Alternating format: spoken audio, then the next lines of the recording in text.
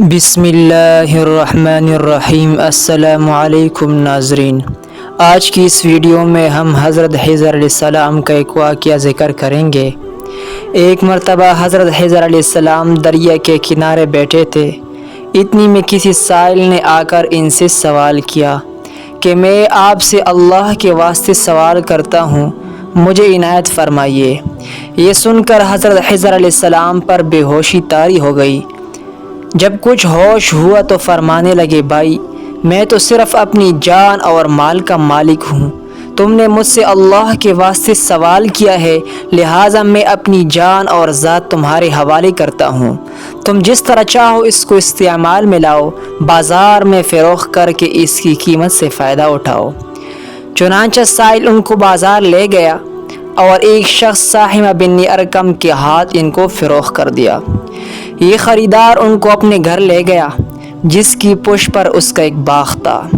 چنانچہ ساحمہ نے حضرت خضر علیہ السلام کو ایک کدال دے کر کہا کہ سامنے والے پہاڑ جو 3 مربع میل رقبے میں واقع تھا، مٹی کاٹ کاٹ کر باغ میں ڈالتے رہیں۔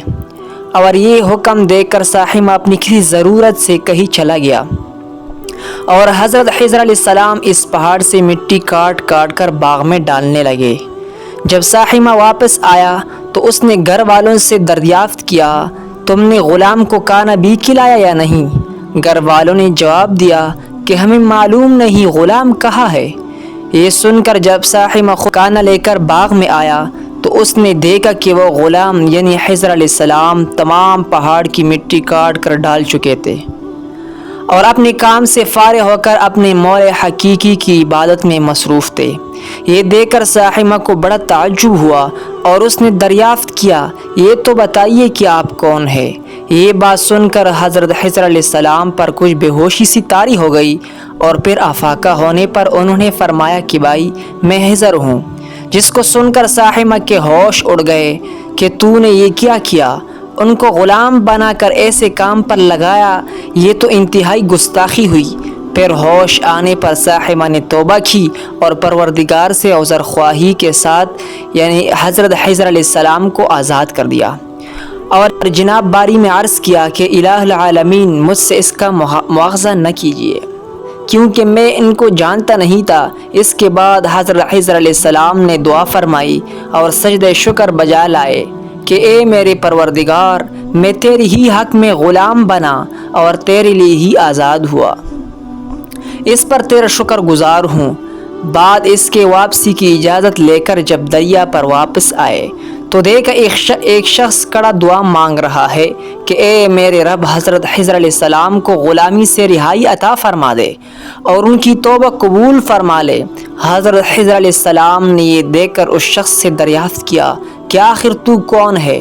تو شخص نے بتایا کہ میں تو شازون ہوں، آپ کون ہے؟ انہوں نے فرمایا کہ میں خضر ہوں۔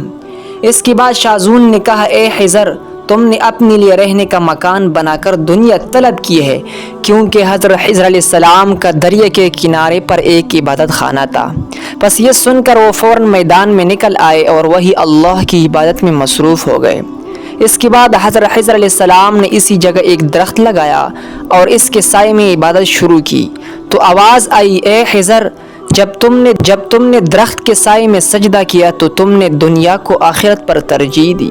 مجھے اپنی عزت اور جلال کی قسم ہے، مجھے دنیا کی محبت میں رضامندی نہیں ہے۔ اس کے بعد حضرت خضر علیہ السلام نے شازون فرشتے سے کہا کہ اے شازون، دعا کرو کہ اللہ رب العزت میری توبہ قبول فرمائے۔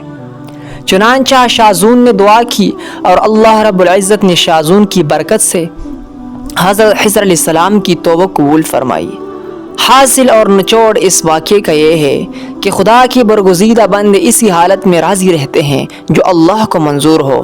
بے شک ہماری فلاح بھی اسی میں ہے کہ زندگی کے ہر موڑ پر آنے والے ہر پیچ و خم میں ہم راضی برضا رہے، اللہ کی چاہت کو سامنے رکھ کر زندگی گزارے۔ دعا ہے کہ اللہ رب العزت ہمیں اس واقعے سے سبق حاصل کرنے، نیک بننے کی توفیق عطا فرمائے، آمین یا رب العالمین۔